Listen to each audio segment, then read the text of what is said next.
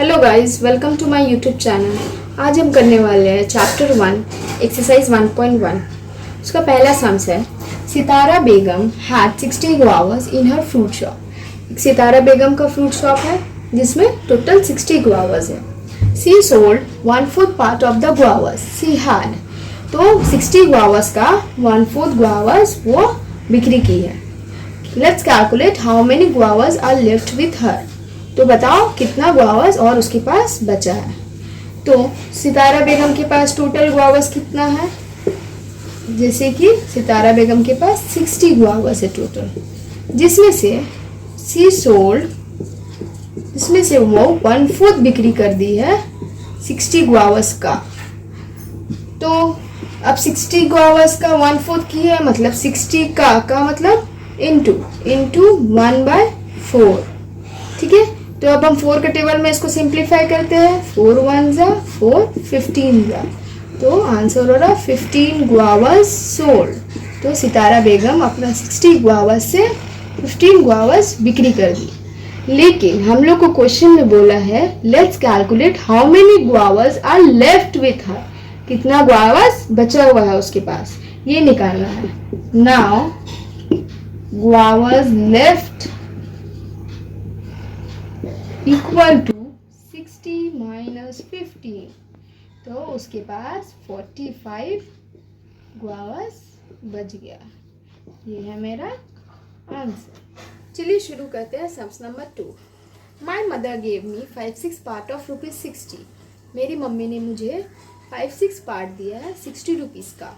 And my mother Elder brother 7-9 part of ₹45, और मेरे Elder brother को 7/9 पार्ट मिला है 45 रुपीज़ का। तो let's find out to whom mother give more money. तो हम लोग को क्वेश्चन में पूछा है कि मदर ने किसको सबसे ज़्यादा पैसा दिए। तो चलिए सॉल्व करते हैं।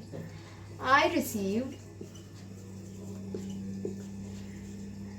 5-6 पार्ट ऑफ ₹60। तो जैसे कि हम पहले वाला सम्स में भी बताया है, ऑफ मतलब होता है इनटू। तो हम 5-6 पार्ट 60 का 5-6 पार्ट हमको मिला है। और माई एल्डर ब्रदर रिसीव्ड, और मेरे एल्डर ब्रदर को मिला है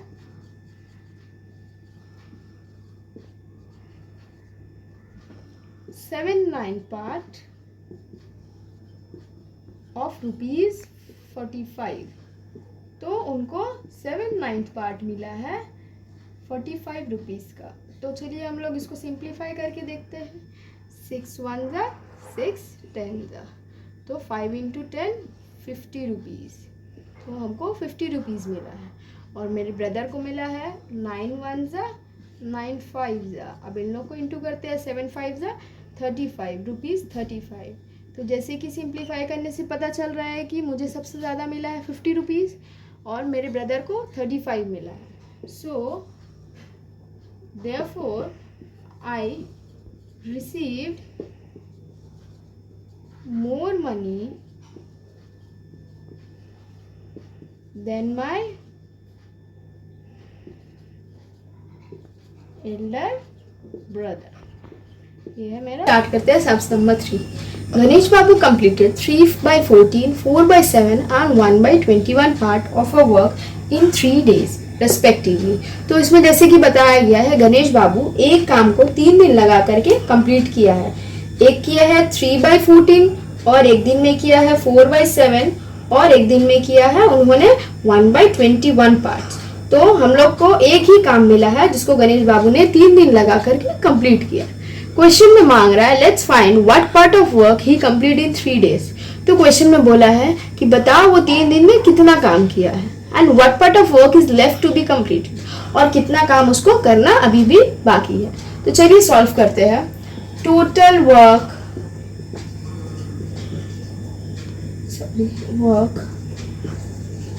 डन बाय गणेश बाबू। गणेश बाबू ने कितना वर्क किया है।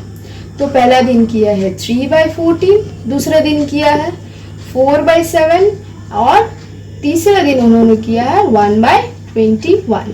तो इसको सॉल्व करते हैं। तीनों दिन मिलाकर के कितना किया है, तो सॉल्व करने के लिए पहले हम लोगों को एलसीएम निकालना पड़ेगा, जिसको मैंने रफ वर्क में शो किया है 14, 7, 21। तो सबसे टेबल से करते हैं। 7 आ गया, 3 7 यहाँ आ गया, ये 7, 3 7 जा 21, ये 7 का टेबल, 3 2 जा 6 और 6 इंटू 7 जा 42। तो एलसीएम ले लेते हैं 42। अब देखते हैं 42, ये 42 आया, 14 के टेबल में कितना जा 42 आता है, तो 14 के टेबल में 3 जा 42 आता है। तो ऊपर वाला 3 है उसको 3 लिखेंगे इंटू 3, प्लस ऊपर वाला 4 है उसको 4 लिखेंगे इंटू 7 के टेबल में कितना जा 42 आता है, तो 6 जा, फिर होगा प्लस 1 लिखेंगे, 7 के टेबल में कितना, 21 के टेबल में कितना जा 42 आता है, तो होता है 2 जा। इसको सॉल्व करते हैं, 3 3 जा 9, 4 6 जा 24, 1 2 जा 2 divided by 42 equal to, add करते हैं, ऐड करके आएगा 35/42।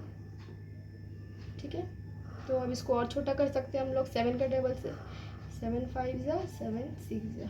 तो उन्होंने 3 दिनों में 5 6 पार्ट कंप्लीट किया है। ठीक है, तो therefore he completed 5 6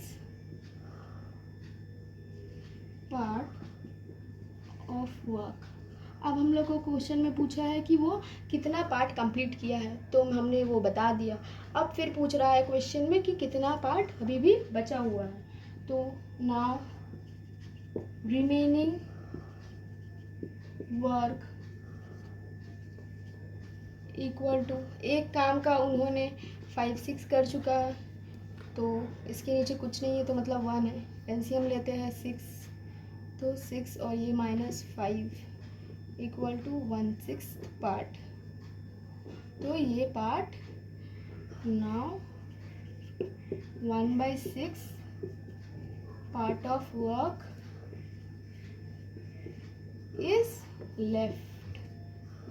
तो चलिए हम लोग सम्स नंबर 4 करते हैं। जैसे कि इसमें बताया गया है कि एक बैम्बू स्टिक है जिसका 1/3 part of the length of a bamboo is coloured with red. तो ये एक बैम्बू स्टिक है, ठीक है, ये जैसे बताया एक बैम्बू स्टिक है जिसका 1/3 पार्ट जो है 1/3 वो रेड कलर से कलर किया हुआ है, and 1/5 part of is coloured with green, और ये जो 1/5 पार्ट है ये ग्रीन कलर से कलर किया हुआ है, and the remaining 14 metre length is covered with yellow, और ये जो रिमेनिंग पार्ट है 14 मीटर ये येलो कलर से किया हुआ है। ठीक है, let's find the length of the bamboo. तो ये बैम्बू का हम लोग को लेंथ मांगा गया है कि ये बैम्बू का लेंथ कितना है। तो चलिए हम लोग अज्यूम करते हैं कि ये बैम्बू का टोटल लेंथ है। Let the length of a bamboo is x, हम लोग x अज्यूम करते हैं, ठीक है, कि इसका पूरा लेंथ जो है वो x है टोटल, और ग्रीन और रेड पार्ट जो है उसका है 1/3, मतलब ये 1 बैम्बू है, ये x बैम्बू है, ये पूरा x है, ये पूरा अज्यूम किए है ये पूरा x है, तो x/3 ये क्या है x/3 पार्ट, प्लस 1/5, 1 को तो हम लोग x अज्यूम किए हैं, तो x/5, इन लोग को हम लोग ऐड करते हैं, एलसीएम लेंगे, 5 3 जा 15, 3 के टेबल में इसे ऐड करके 5x प्लस 3x, जो मेरा आ रहा है 8x/15, ये मेरा ये दोनों का टोटल आया है 8x/15। अब हम लोग को इसका टोटल पार्ट दिया हुआ नहीं है कि इसका कितना है, तो हम लोग को इसका पहले फिगर आउट करना है। सबसे पहले हम लोग रिमेनिंग निकालते हैं, देयरफॉर रिमेनिंग पार्ट कितना हो रहा है, remaining part equal to total था x, उसमें से 8x माइनस 15 हो रहा है। एलसीएम लेंगे, 15 का इसका कुछ नहीं है मतलब 1 है, तो 15x minus 8x equal to 7x/15। तो ये जो हिस्सा निकला, ये कौन सा हिस्सा निकला, ये वाला हिस्सा निकला जो रिमेनिंग पार्ट है, ये रेड और ग्रीन वाला का तो निकला 8x/15, और अगर हम पूरा 1 को 8x/15 से माइनस करेंगे तो हमारा रिमेनिंग ये निकला, मतलब रिमेनिंग तो है 14 मीटर। तो अब हम लोग करेंगे now remaining part of stick equal to 14 metre, जो पहले से दे दिया है वो पार्ट का मीटर बता दिया है, तो हम लोग वो पार्ट निकाले हैं, तो वो कितना पार्ट है 7x/15 और 14 मीटर दोनों सेम है, इक्वल है। हम लोग अब बता सकते हैं कि दोनों इक्वल है, तो इसके नीचे कुछ नहीं है तो मतलब 1 है। अब हम लोग इसको सिंप्लीफाई करेंगे, इसमें हम लोग क्रॉस इंटू करेंगे, मतलब ये इससे इंटू होगा और ये इससे इंटू होगा, तो मेरा क्या आएगा। तो जैसे कि हम लोग क्रॉस मल्टीप्लाई कर रहे थे, 7x इंटू 1 7x और यहाँ 14 इंटू 15। अब ये x यहाँ आ गया, 14 इंटू 15 डिवाइडेड बाई 7 1 ज़ा 7 2 ज़ा 15 इंटू 2 इक्वल टू 30 मीटर। तो therefore total length equal to 30 है मेरा answer metre. Number 5, if the price of one exercise book is ₹650, तो एक एक्सरसाइज बुक का दाम है ₹6.50। Let's find the price of 15 such exercise book. तो इसमें 15 एक्सरसाइज बुक का दाम पूछ रहे हैं, तो चलिए हम लोग सॉल्व करते हैं। सबसे पहले लिखते हैं price of one exercise book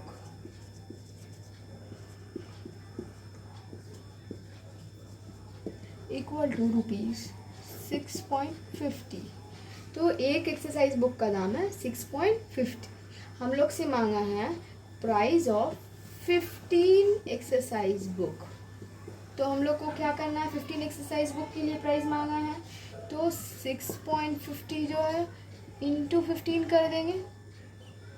तो अब हम लोग सॉल्व करते हैं, 650 इंटू 15, और यहाँ पे जो पॉइंट है उसको रिमूव करके नीचे 100 लिख देते हैं। ठीक है, अब इसको हम लोग सॉल्व करते हैं, 0 0 कर दिया, 5 3 ज़ा 5 2 ज़ा 65 इंटू 3 हम लोग किए हैं, कितना आया है 195 डिवाइडेड बाई 2। अब हम लोग यहाँ पे रफ वर्क करते हैं, 195 डिवाइडेड बाई 2, 2 9 ज़ा 18, 2 7 ज़ा 14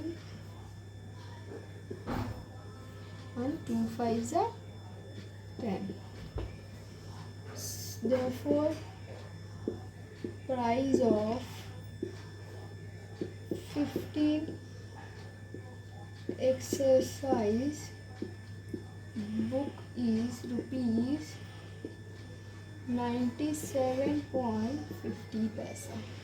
ये है मेरा answer. There are 12 packets of sugar in a box, तो एक बॉक्स में 12 शुगर का पैकेट है।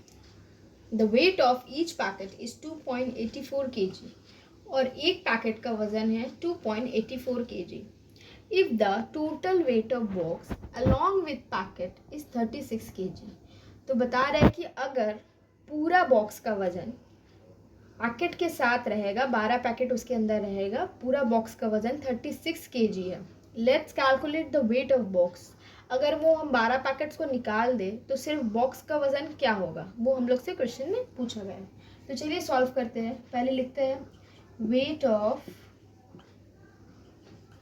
वन पैकेट, एक पैकेट का वेट कितना है, इक्वल टू 2.84 kg।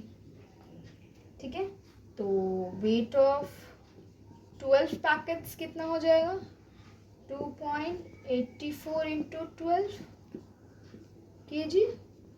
ठीक है, अब हम लोग को निकालना है टोटल वेट, जैसे कि यहाँ दिया हुआ है टोटल वेट जो है 36, total weight of box along packet, packet के साथ दिया हुआ है 36 kg, और हम लोग को सिर्फ निकालना है weight of the box.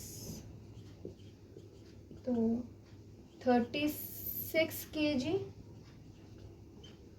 Minus 34.08 kg। ये 3.408 कैसे आया, ये इसको इंटू कर करके आया है 34.08। ठीक है, अब हम लोग इसको माइनस करते हैं 36 माइनस 34.08, तो आंसर आएगा 1.92 kg। Therefore the weight of the box is 1.92 kg। ये है मेरा आंसर। चलिए 7 नंबर सम्स करते हैं। If the cost of 0.75 part of a bag of rice is ₹1800, बताया है कि एक चावल का बैग है जिसका 0.75 पार्ट का दाम है 1800, और let's find the cost of 0.15 part of it. तो उसका 0.15 पार्ट का कितना दाम होगा।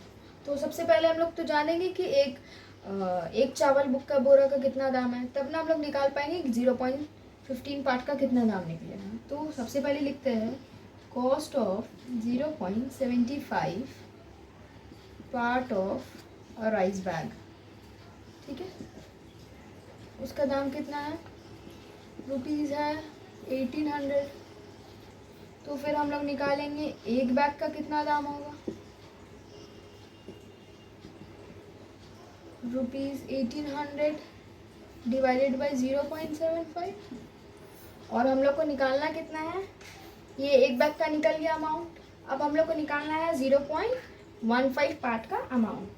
तो cost of 0.15 part of a rice bag equal to 1800 divided by 0.75 into 0.15। तो चलिए बच्चे इसको सॉल्व करते हैं। 1800 डिवाइडेड बाय 0.75 into 0.15। ठीक है, ये पॉइंट को रिमूव करते हैं, रिमूव करके इसको इंटू 100 लिख देते हैं, और ये पॉइंट रिमूव करके यहाँ पे 100 लिख देते हैं। ठीक है, ये 100 कट गया, 15 1 जा 15 5 जा। ठीक है, अब ये 5 का टेबल से कटेगा, 5 1 जा 5 3 जा 15, 3 यहाँ कैरी हो गया, 5 6 जा 30, और ये 0 बच गया, वो 0।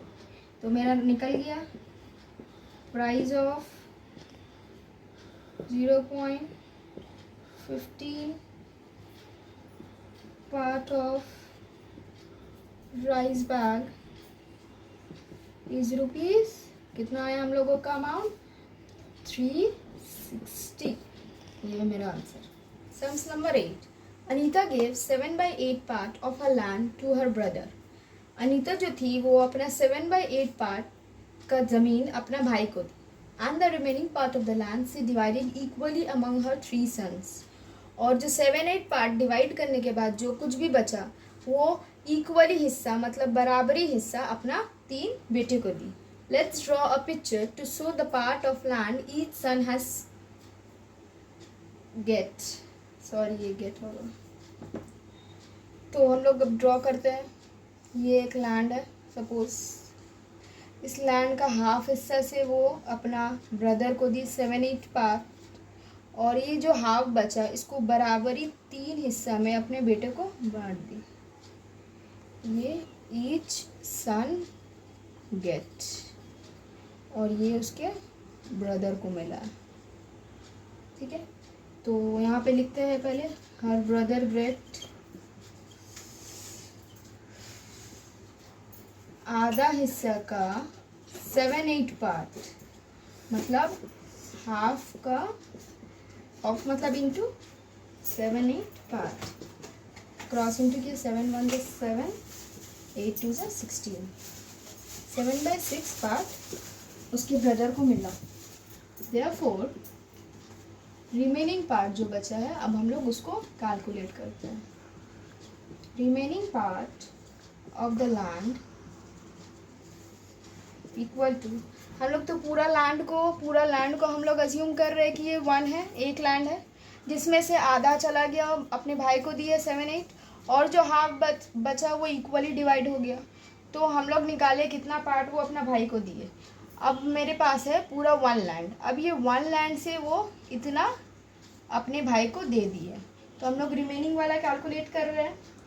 तो एलसीएम निकालेंगे, इसके नीचे कुछ नहीं है मतलब 1, एलसीएम हुआ 16, 16 1 द 16 माइनस 7, तो मेरा कितना आ गया 9/16 पार्ट।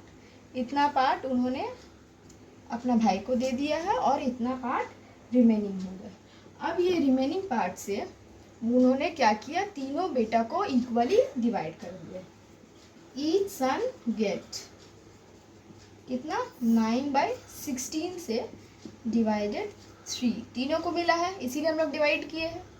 तो अब हम लोग इसको कैलकुलेशन करते हैं 9/16।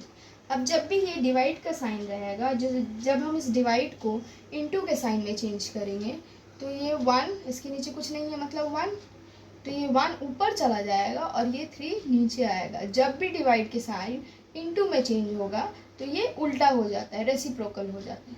तो फिर अब इसको हम लोग आराम से काट सकते हैं, 3 1 जा 3 3 जा, तो हम लोग का कितना आ गया है 3/16 पार्ट। तो मतलब 3/16 पार्ट ईच सन को मिलेगा। ये है मेरा आंसर।